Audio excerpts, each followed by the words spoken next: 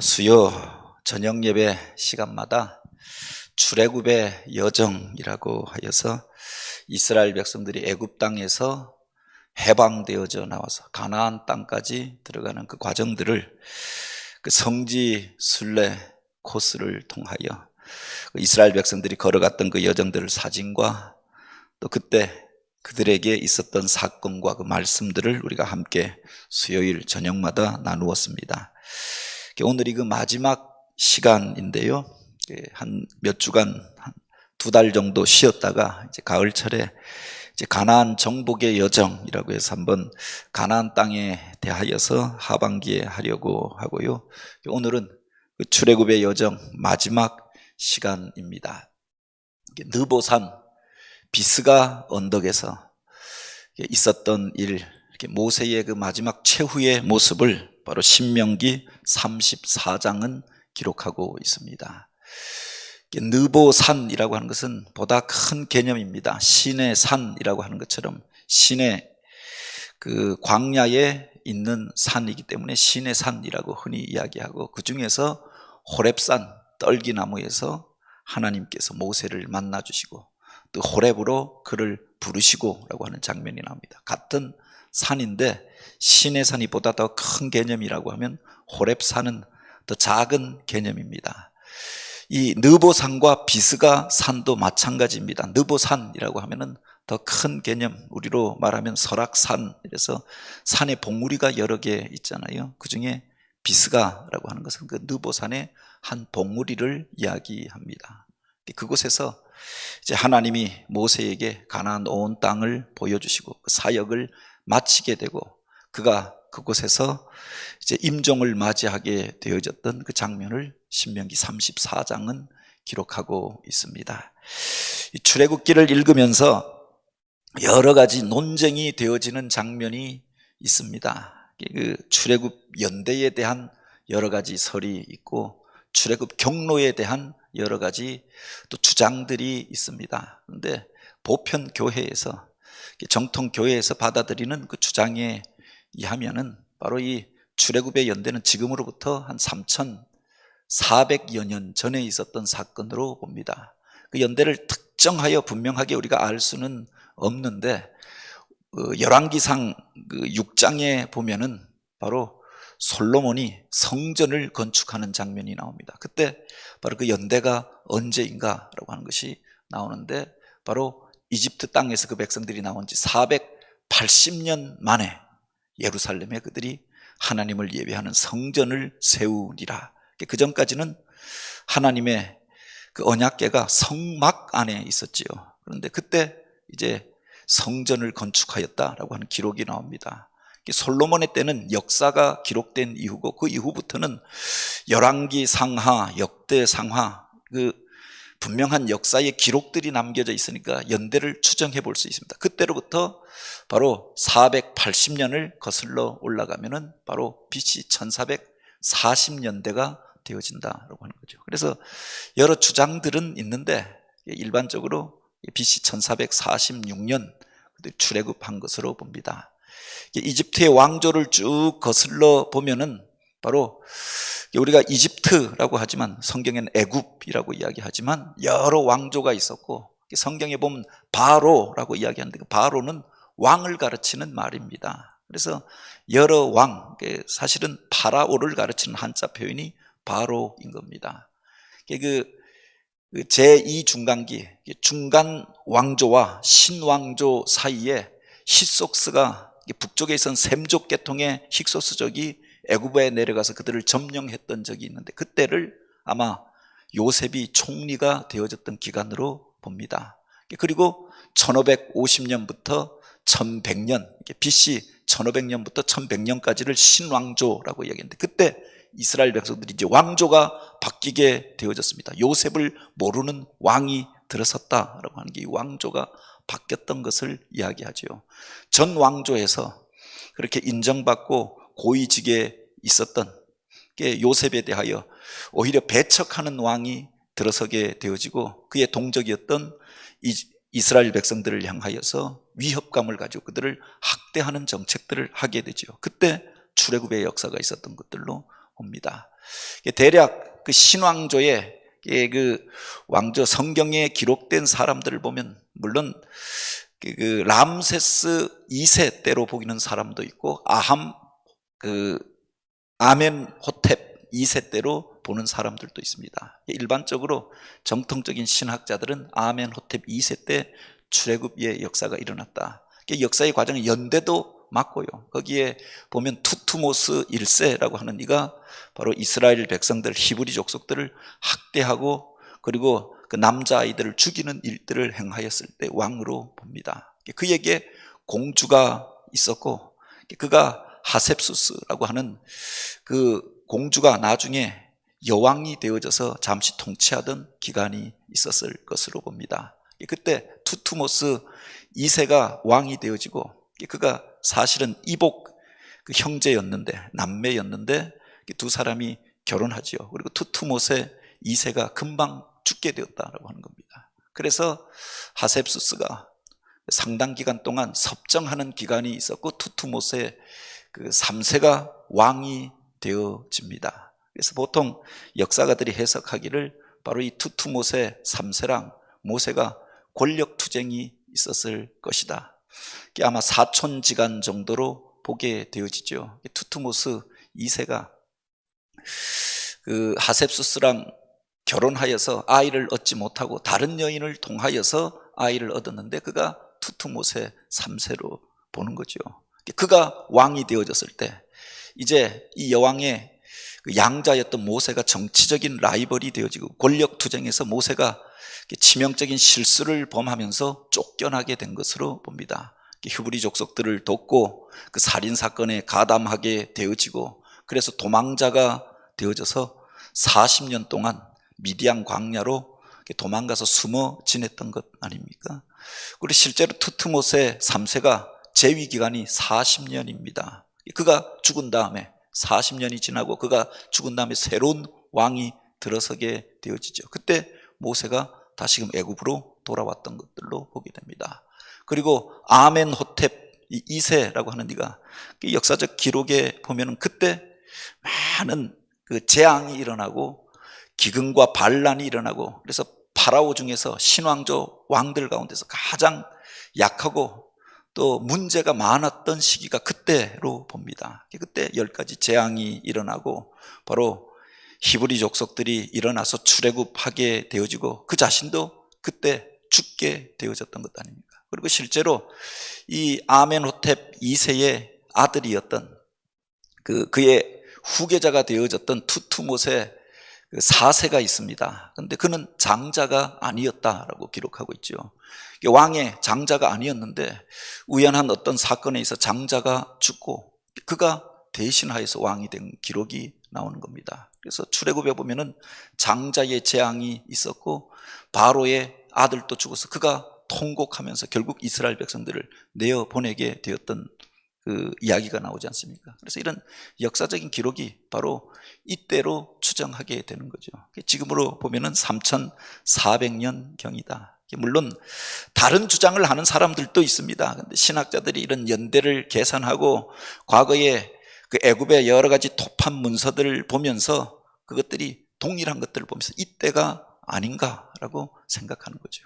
물론 과거에 그 모세라고 하는 영화가 나온 적도 있고 뿐만 아니라 왕과 신들이라고 하는 그 출애굽에 대한 영화가 나온 적도 있는데 거기에 보면 그 왕의 이름이 람세스 2세로 나옵니다. 바로 중에서 가장 유명한 이가 람세스였고 이스라엘 백성들이 라암셋이라고 하는 도시를 건설하는데 동원되어졌다. 여기서 힌트를 얻어서 그렇게 하는데 연대로 따지면 한 200년 정도 차이가 나게 되는 거죠.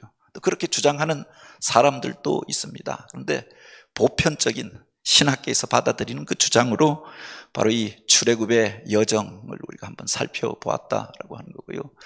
이 출애굽의 경로에 대해서도 여러 가지 이론이 있습니다. 북쪽으로 해안선을 따라서 올라갔던 북부 경로를 주장하는 사람도 있습니다. 그런데 대다수의 신학자들은 그것은 아닐 것이다 라고 받아들이죠. 요사이는 우선 떨기나무라고 하여서 신학자는 아니지만 사우디아라비아에서 살고 오신 어떤 의사 집사님이 지금은 장로님이 되셨던데 다른 경로를 통해서 그 홍해가 이쪽 홍해가 아니라 저쪽 홍해다. 수에즈만이 아니라 아카바만이다. 그리고 시내산이 그 산이 아니라 다른 산이다 라고 주장하는 것도 있습니다. 다른 주장은 언제든지 있을 수 있죠. 3400년도 전에 있었던 일이기 때문에 주장은 다를 수 있지만 일반적으로 기독교계에서 받아들이는 그 주장을 따라서 바로 그 수에즈만 위에 과거의 해안선이 지금과 달랐을 것들로 우리가 추정하면서 바로 얌숲이라고 하는 갈대바다를 건너서 마라를 지나서 바로 르비딤 골짜기로 올라가서 이 시내산 위에 있는 바로 그곳을 일반적으로 출애굽의 경로로 보게 됩니다. 그들이 바로 2년 만에 이제 가나안 땅 입구에 이르게 되잖아요. 가데스 바네아에서 바로 그들이 정탐꾼들을 보냅니다. 근데 그들이 이제 하나님의 말씀을 의지하였기보다는 바로 그 땅에 대하여서 보고하는 10명의 정탐꾼의 이야기를 듣고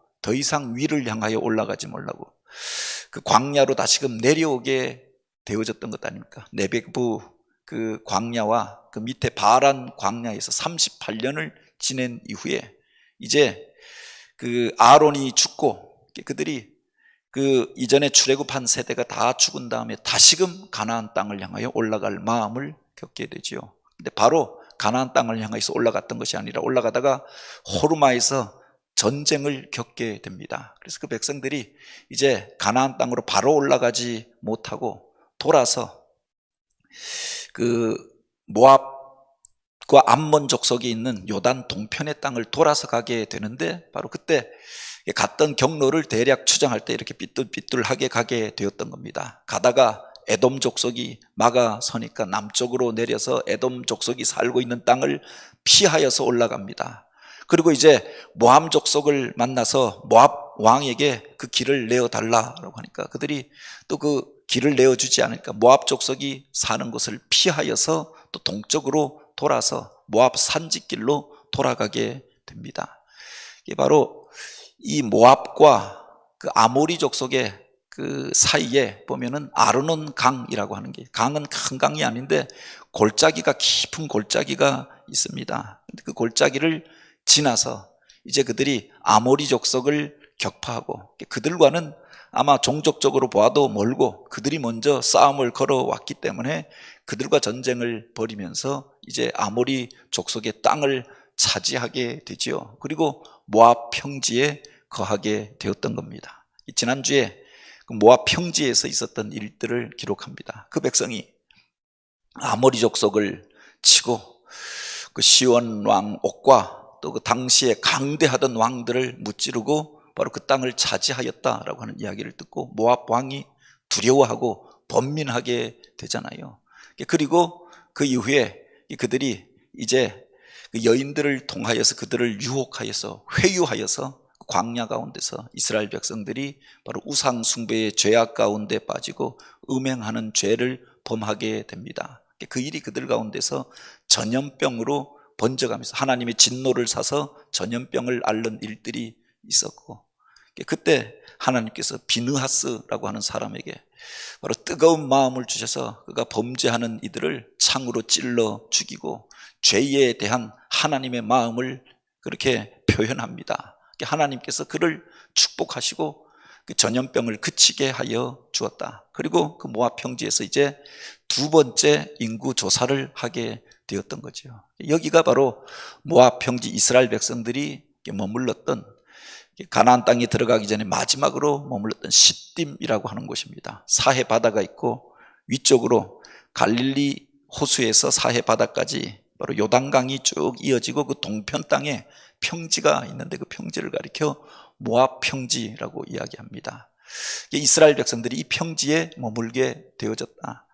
이 여리고 성에서 건너편으로 보이는 저쪽 둥근 땅, 거기가 모압 평지입니다. 뒤쪽으로 산이 있는데 그 산이 바로 느보산이라고 이야기하죠. 느보산이 쭉 펼쳐져 있고 바로 마지막에 모세가 올라갔던 그 언덕이 바로 비스가 언덕. 비스가라고 하는 말은 봉우리, 높은 곳이라고 하는 뜻을 가지고 있다고 합니다. 느보산에서 그 높은 곳에서 그 땅을 바라보게 되었던 이야기들을 오늘 본문에 기록하고 있는 겁니다. 여기가 모압 평지인데 그 땅이 기름지고 농사도 지을 수 있고 요단강가다 보니까 풀이 자라고 초목이 무성한 곳입니다. 그래서 두 지파 반은 이 요단 동편의 땅을 우리에게 기업으로 달라라고 해서 그곳에 머물게 되어졌던 것 아닙니까?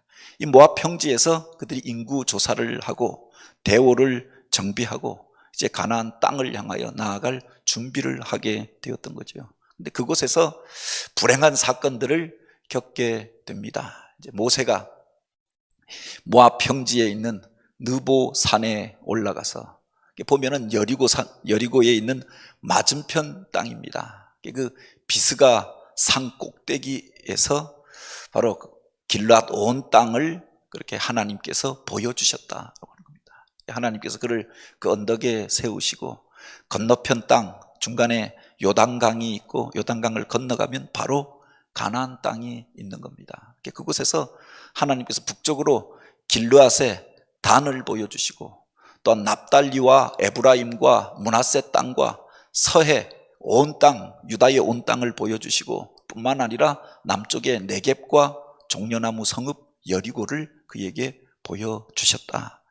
근데 여기 보면 보이시고 보이시고 보이시고라고 하는 말이 등장합니다. 근데 사실은 이 언덕에 올라가면 지금도 성지순례를 가면은 바로 그곳까지 버스가 다 올라갑니다. 버스가 딱 가서 모세 기념교회가 있는 그곳까지 가게 되는데 그곳에서 보면은 건너편에 바로 여리고 땅이 보여집니다. 바로 밑으로는 모압 평지고 요단강이 보이고 왼편으로는 사해 바다가 보이고 북쪽으로는 쭉 요단강이 이어지면서 저 먼 발치로 갈릴리 호수가 보일 듯 말 듯 합니다. 그런데 무슨 그 길르앗 온 땅과 당까지 보이시고 사실은 그 갈릴리 호수에서도 올라가서 저 북쪽 끝이 단인데 보이지 않거든요. 여기 보면은 서해까지의 유다 온 땅과 사실은 유다 땅이 보이지 않습니다. 유다 산지가 보이고 유다 그 산지를 넘어가면은 그쪽으로 예루살렘과 베들레헴과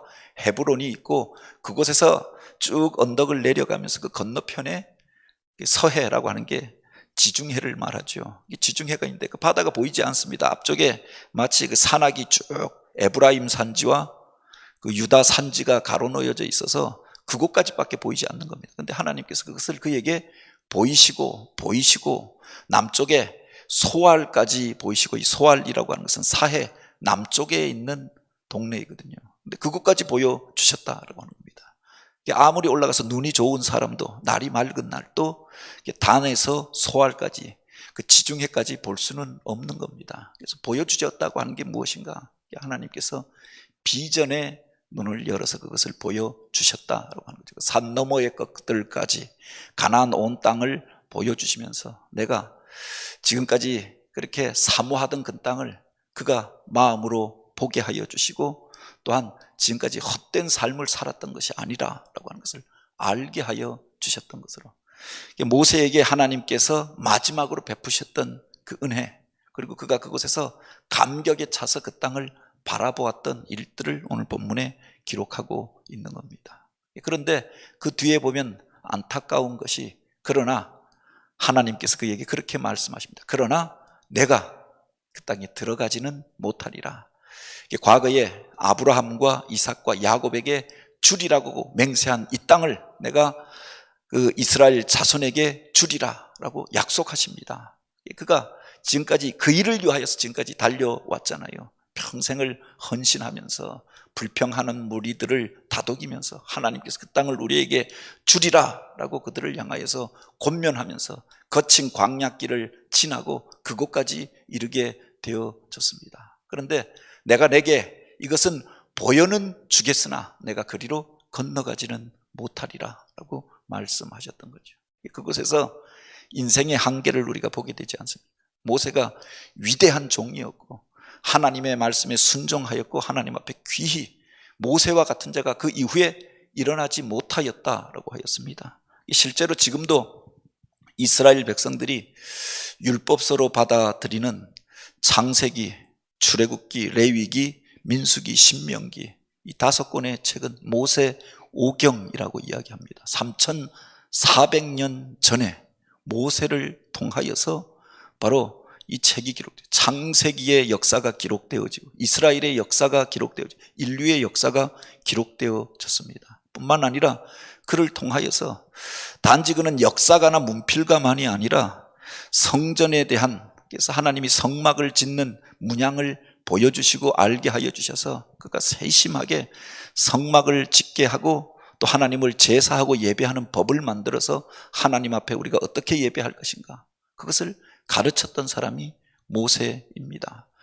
거기에 보면은 3400년 전에 또한 모세를 통해서 율법을 주셨던 것 아닙니까? 그것을 요약한 게 십계명이고 하나님의 백성이 어떻게 살아야 하는가, 그 법을 주셨다라고 하는 겁니다. 그 이후에 일어났던 많은 나라들이 법을 만들고 또 제도를 만들고 규율을 만드는데 본이 되어졌던, 모본이 되어졌던 게 모세의 율법이지요.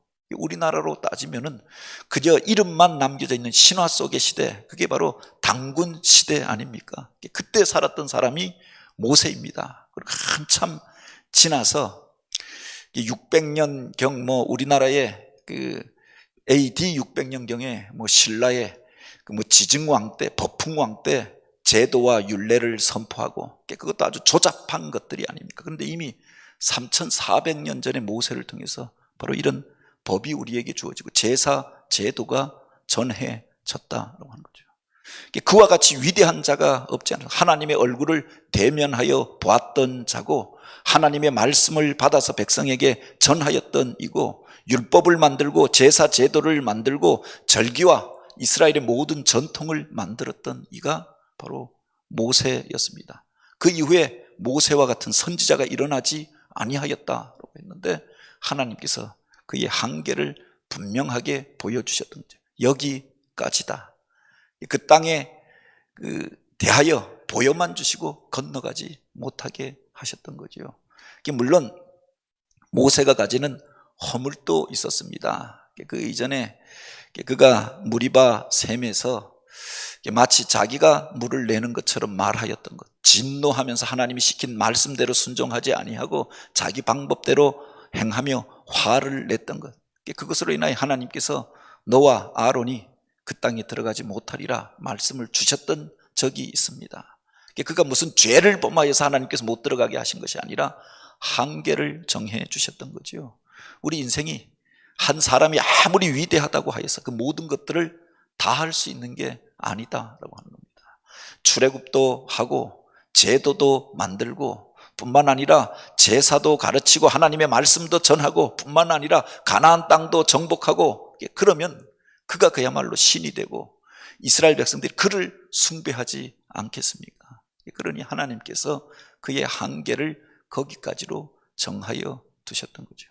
다만 내가 잘못 산 것이 아니라 너를 통하여서 이스라엘 백성들이 그 땅에 들어가게 되리라. 앞으로 행할 일들을 그에게 보여주시고 그가 잘못 산 것이 아니라 하나님 앞에 쓰임받고 그 후에 사람들이 이제 그 땅에 들어가 살게 될 것을 비전으로 보여주셨다라고 하는 겁니다. 그리고 그가 이제 그 모압 땅 그 평지에서 그가 죽고 이 느보산 골짜기에 장사되어졌는데 오늘까지 그의 묻힌 곳을, 그의 무덤을 아는 자가 없다라고 했습니다. 무덤도 남기지 못하게 하였던 거죠. 오늘날도 그렇잖아요. 사람들이 무엇인가 작은 것 하나만 남겨져 있어도 그것을 숭배하는 것 아닙니까? 무슨 북한에 가면 금수산 무슨 궁전이라고 하는 게 있어서 그곳에 김일성의 시신이 방부제 처리되어져서 모셔져 있는데 그곳에 가서 사람들이 그를 신처럼 숭배하잖아요.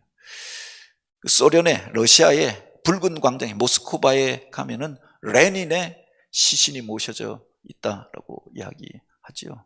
그가 마치 자신들의 구원자나 되는 것처럼 사람들이 숭배하게 되어졌던 것 아닙니까?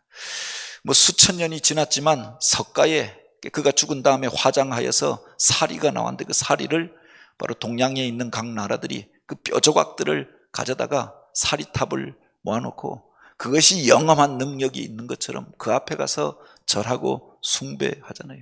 인간 안에 이런 습성들이 있는 것들을 아시고 모세가 위대한 사람이었지만 그 무덤을 남기지 못하게 하였다. 인생의 한계를 정하시고 가나안 땅에 들어가지 못하게 하시고 다른 사람을 들어서 그 땅에 들어가게 하셨던 것 아닙니까? 이게 바로 인공위성으로 본 느보산입니다. 그 느보산 앞에 그 있는 언덕, 바로 앞에 언덕을 가리켜 비스가라고 이야기하고요. 그 느보산 꼭대기에 모세 기념교회가 세워져 있습니다. 그 앞쪽으로 요단강이 흐르고 그 바로 느보산 밑에가 그 모압 평지입니다. 그리고 그 건너편이 여리고라고 하는 것이죠. 그리고 저쪽으로 산이 쭉 있는 곳이 바로 위쪽은 그 에브라임 산지, 남쪽은 유다 산지입니다. 그 산 너머로 이제 이스라엘 땅이 펼쳐지게 되는 겁니다. 뭐 850m, 835m인가 느보산이 그렇다라고 하더라고요. 그 강릉에 가면 대관령이 그쯤 됩니다. 835m. 대관령 꼭대기에 가면 그 위에서 아래 강릉 시내가 쭉 보이거든요. 저쪽 남쪽으로 정동진에서부터 북쪽으로 주문진까지 대관령에 딱 올라서면 보이는데 그 풍경을 상상하고 갔는데 그렇게 보이더라고요. 위에서 대관령 꼭대기에서 탁 내려다보면은 그 밑에가 쭉 내려다 보이는 것처럼 이런 지형이 많지 않은데 우리나라로 보면은 아마 그쯤이 되어지지 아니할까. 그리고 그 반대쪽은 마치 우리나라처럼 그렇게 완만하게 올라갑니다. 그런데 느보산에서부터는 뚝 떨어지면서 850m에서 해발 0으로 내려가게 되지요. 그리고 그곳에 요단 강이 있고 남쪽으로는 사해, 북쪽으로는 갈릴리 호수가 있는 겁니다. 그 꼭대기에 바로 이 모세 기념교회가 세워져 있는데 제가 성지순례 갔을 때는 그 밑에 있는 검은 돌들이 있죠. 그게 이제 원래 모세 기념교회가 있었습니다. 그리고 그 위로 증축을 하는 겁니다. 저렇게 깨끗한 게 세워졌는 건 나중에 지금 사진을 통해서 보았는데 그때 막 건축하는 것, 공사하는 현장을 한 7년 전쯤 되겠네요. 보고 왔는데 이렇게 세워져 있더라고요.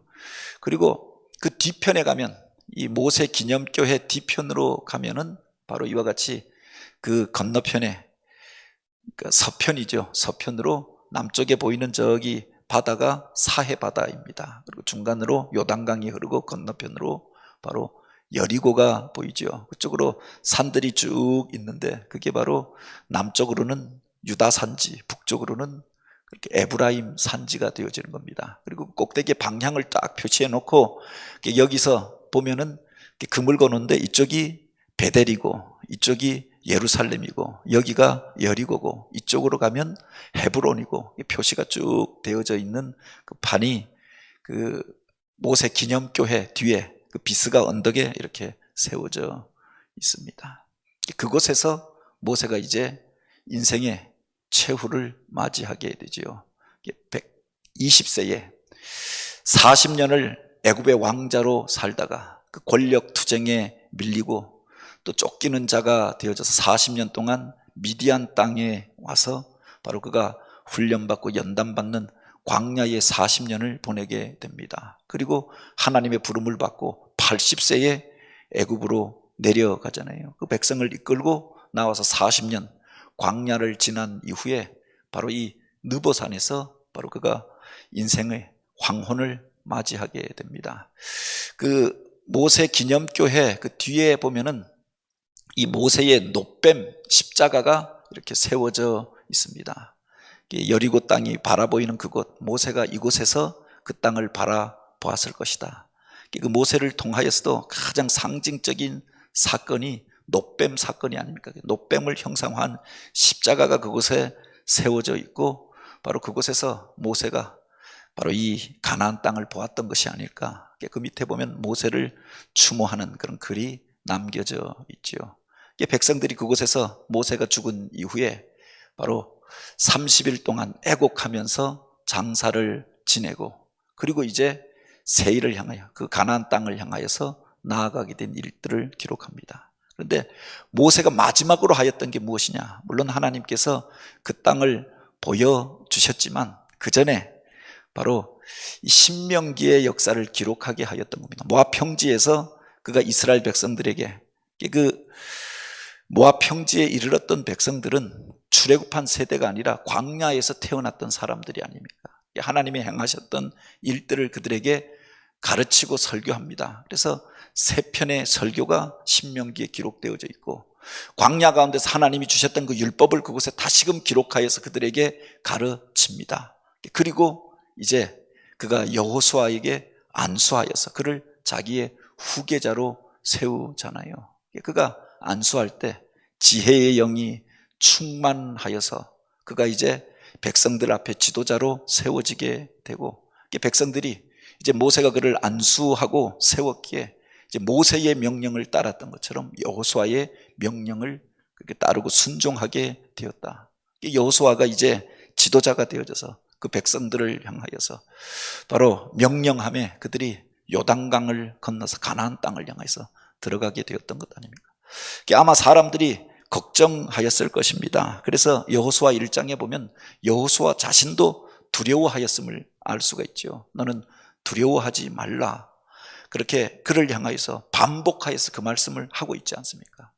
믿고 따르던 위대한 종 모세가 죽었습니다. 그가 자기에게 그 사역을 맡기고 안수하여 세우고 이제 그 사역을 마치고 은퇴하였을 뿐만 아니라 죽어버리고 없어져 버린 겁니다. 마음을 강하게 하고 담대히 하라, 두려워 말라, 놀라지 말라, 내가 모세와 함께 하였던 것처럼 너와 함께 하리라. 그런데 사실 그 역사를 보면은 모세가 위대한 종이지만 그는 여호수아와 같은 담력이 없었던 것 아닙니까? 그래서 백성들이 반대하니까 가나안 땅을 향하여 나아가지 못하고 광야길에서 38년 그 세월을 보내게 되어졌던 거죠. 그런데 여호수아는 이제 하나님의 말씀을 붙잡고 그 백성들을 이끌고 요단강을 건너서 여리고를 향하여 나아가게 되었던 것 아닙니까? 겉으로 보기에는 모세의 시종을 들던 사람, 시중을 들던 그렇게 사람이었습니다. 모세의 비서관 역할을 하던 사람이었습니다. 그런데 그가 이제 지도자가 되어지고 새 일들을 행하게 되어졌던 거죠. 그래서 신명기가 끝나고 여호수아서의 역사가 시작되어지는 겁니다. 그곳에서 마지막으로 모세가 하였던 일이 자기 사역을 내려놓으면서 후계자를 세우고 그에게 안수하여서 그를 축복하여 주었던 일이다. 그리고 그 모든 것들을 내려놓고 그가 은퇴하였는데 그의 무덤까지 바로 사람들 가운데 알려지지 않게 되었다고 하는 겁니다. 그래서 하나님께서 그가 신처럼 추앙받지 아니하도록, 그가 마치 이스라엘 백성을 구원한 사람처럼 그렇게 생각하지 아니하도록 여기까지 그의 사역의 한계를 짓게 하였다라고 하는 거죠. 그리고 우리가 보기에는 그 하나님의 구원의 역사가 끝난 것 같은 그 순간 여호수아를 통하여서 하나님께서 새 일들을 행하셨음을 여호수아서를 통해서 우리가 보게 되는 것 아닙니까? 이 신명기의 34장은 그렇게 끝납니다. 그가 놀라운 일들을 행하였던 사람이고 그 이후에 바로 모세와 같은 선지자가 일어나지 아니하였다라고 했고 하나님의 얼굴을 대면하여 보았던 자라라고 했습니다. 그가 위대한 자였지만 하나님께서 이제 그 모든 것 내려놓고 나에게로 오라라고 할 때 그가 그 모든 것 내려놓고 떠나갈 수밖에 없었던 인생이 아닙니까? 우리 인생이 이와 같다라고 합니다. 하나님이 부르시면 그 모든 것 내려놓고 가야 하는 자가 아닙니까? 내가 원한다고 해서 그 모든 것들을 다 이루는 게 아니잖아요. 그 속에서 우리의 한계들을 우리가 깨달을 뿐만 아니라 그럼에도 불구하고 하나님께서 역사의 긴 과정 속에서 우리에게 맡겨준 사명이 있죠. 그까지 모세가 달려왔던 겁니다. 그리고 그 바톤을 여호수아에게 넘겨주잖아요. 역사라고 하는 것은 하나님이 쓰시는 사람들이 마치 바톤을 긴 릴레이 경기에 비유하여서 이야기할 수도 있을 것 같습니다. 우리 인생을 마라톤에 비유하는데 긴 인생을 달려왔습니다. 120년을 달려왔습니다. 그리고 자기 사역을 마칠 때 바로 그에게 물려주고 그는 떠나갔다라고 하는 거예요. 그리고 그 다음 사람이 역사의 바톤을 이어받고 하나님 구원사의 주역으로 또 쓰임받게 되어졌던 거죠. 언제든 하나님께서 우리를 부르실 때 하나님 앞에 나아갈 수 있도록 모든 것 내려놓고 또 기쁨으로 잘하고 잘하였다, 착하고 충성된 종아, 칭찬받는 자로 살기 위하여서 우리들의 마음을 지키고 주신 사명을 감당하여야 할 것입니다. 우리의 살아왔던 삶이 헛되지 아니함을 하나님께서 그래서 깨닫게 하기 위하여 모세로 그곳에서 그 땅을 보여주셨던 것 아닙니까? 하나님이 보여주시는 비전을 붙잡고 나에게 맡겨주신 시간들 안에서 충성하여서 또 그렇게 하나님 앞에 착하고 충성된 종이라 칭찬받는 저와 여러분 우리들이 되어지길 주님의 이름으로 축복합니다.